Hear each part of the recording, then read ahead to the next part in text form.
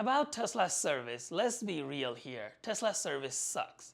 I have said that in the past about my experience, and many of my subscribers have commented in this channel, and you read about in Tesla Motors forum that the service experience has been very poor for many people. So going into this service, the bar was pretty low for me. But then, amazingly, this service went great.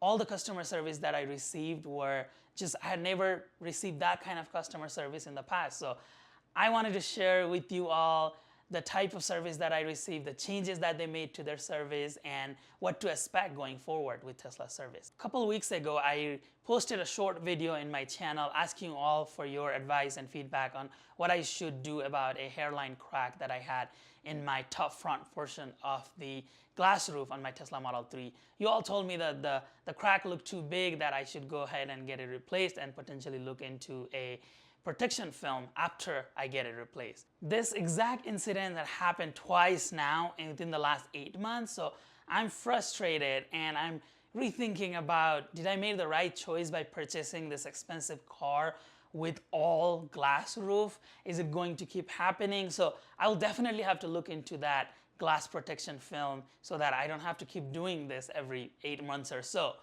First, I really like how easy it is to schedule an appointment through Tesla's app. All you have to do is go to the service section, fill in the information, and then your appointment is scheduled. But that is not new to Tesla.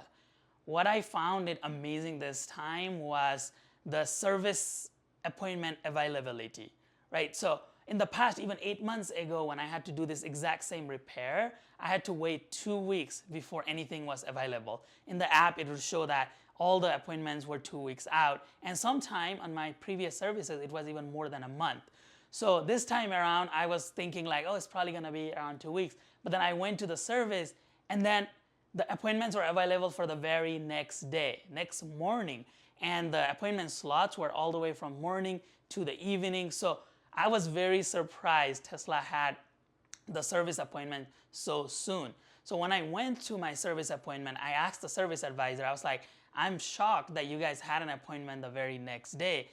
What changed? And he said that now they are starting to carry some of the critical parts that might need for repair, such as a glass roof or any other critical parts that are very common that people want to repair, in stock in those service center. In the past, they would have to order from a Tesla factory and make sure that everything matched. So that the lead time was because they had to order those parts and then get it to the service center and install. Now they're starting to keep those necessary parts in the service center. That means they can give an appointment to people for the very next day because they already have the parts. So that was really good to hear. I hope Tesla does that going forward and make it easier for people to find an appointment. He also said that they are working on other optimizations within the service department to make sure that people can get to their appointment quicker and they can resolve their issues quicker. So that was huge improvement for me. I really hope this goes forward and Tesla finds appointments sooner for everyone. Now they also have a built-in chat function within the app. So as soon as I schedule an appointment, a chat window appeared in my appointment screen in the app, and I could chat to Tesla reps directly through there. In the past, I would schedule an appointment and I would have to wait for someone to call me to confirm my appointment or text me about, hey, this is your service advisor. And then if multiple service advisors were assigned to my repair because it falls on multiple days, then I would get a text from different numbers. So it was all not efficient. I have to go through different chat threads to figure it all out. This time around, it was super nice. It was just in that one place, one chat window within the app. 2 different advisors contacted me, but it was through that same chat window. So everything, I could keep track of everything, what I have said, what they told me. I didn't have to go through different text history. So that was pretty awesome. As soon as I scheduled an appointment, as I said, that chat window appeared and they said, okay, we are trying to confirm your appointment right now. A couple of minutes later, they said, appointments confirmed, here are your estimate, go ahead and approve those estimates so that your service can be faster and expedited. So I went, I approved the estimate through the app, and then they said the appointment is confirmed, they'll see me on that appointment date.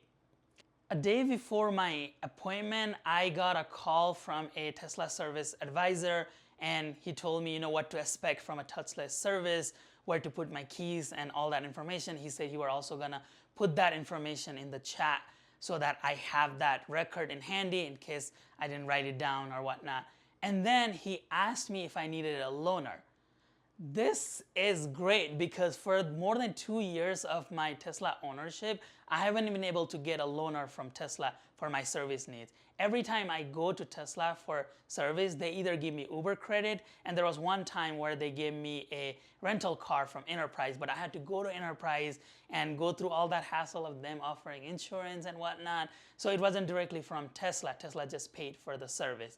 Even during kind of middle of a COVID last year when the cases were rising, they still offered me Uber and said that they couldn't give me loaners, they didn't have any loaners. So I was pretty excited when he told me that there were loaners available, and he told me there are several loaners dedicated for Tesla services in this particular service center. He said for the loaner, all I have to do is take a picture of my driver's license and insurance card and upload it to that same chat window. And then when I did that, I got a confirmation right away saying, we received your info, you will have a loaner available tomorrow when you drop off your car. When I arrived at the service center, there was a Tesla employee directing traffic in front of the service center and telling people to park on one of the numbered parking spots in front of the service center. And he was also asking for our last name so that he can inform our service advisors. So I parked on one of the spots. I walked towards the employee that was directing the traffic, and there was this big black box with some envelopes. So I grabbed one of the envelopes, put my keys inside, wrote down my number where I parked, my last name, and then I just dropped that envelope in that drop box window. Immediately after that, my service advisor came out, introduced himself. He walked me to my loaner, and then he said that all the service will be done before they close for the day. And they will keep me updated through that same chat window of the progress on my service. I went home, my Tesla app changed to service mode, but I could still check the status of the service by clicking on the status. And throughout the day, my service advisor texted me a couple of times through that chat window saying, hey, we're still working on your service. We plan to get it done before we close today. And around 5 p.m., they close at 6 p.m. So around 5 p.m., he texted me on that chat saying, they're still working on it. It is taking a little bit longer than expected. So they might not get it done by 6 p.m., but I would have an option to pick it up after hours that same day. And I said, yes, I would like to pick it up that same day instead of going back the next morning. And he said he will set me up with the after-hour pickup. A little bit later, close to 6 p.m., I got a notification on my app saying my repair was completed and I could pay through the link that was provided on that chat window. So I went there, I paid, and I got a text notification from my service advisor in that chat window where it said, hey, I parked your car on this number spot. Everybody's gonna be gone. It's after our pickup, and this is your code for that two-factor authentication when you enter the car.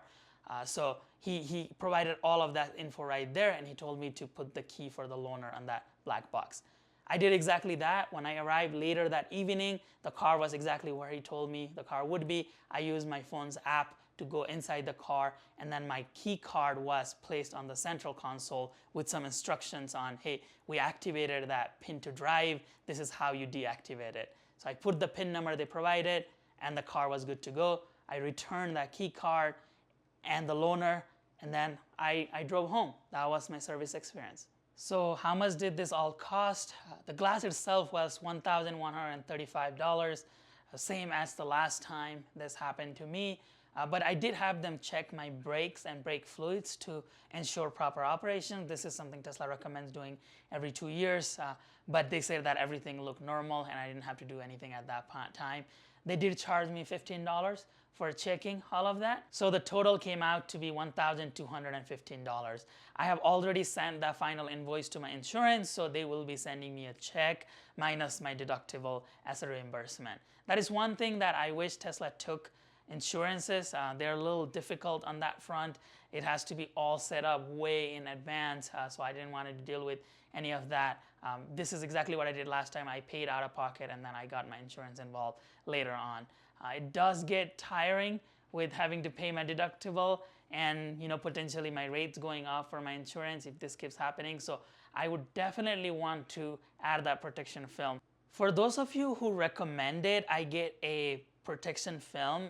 Where do I get that? Do I just contact a local car body shop and get that, or is there any place that you all get it online and then just do a DIY installation? Let me know where I can get that link for any products or any reviews that you have, what to watch out for. Anything that you have, please let me know in the comment section. I greatly appreciate that. That way I can also make a future video telling everyone in my channel and spreading the word about how to protect their windshield and their top glass, because this is a pretty common problem that we have been seeing with Teslas. I would really appreciate if you could let me know about any tips that you have in the comment section below.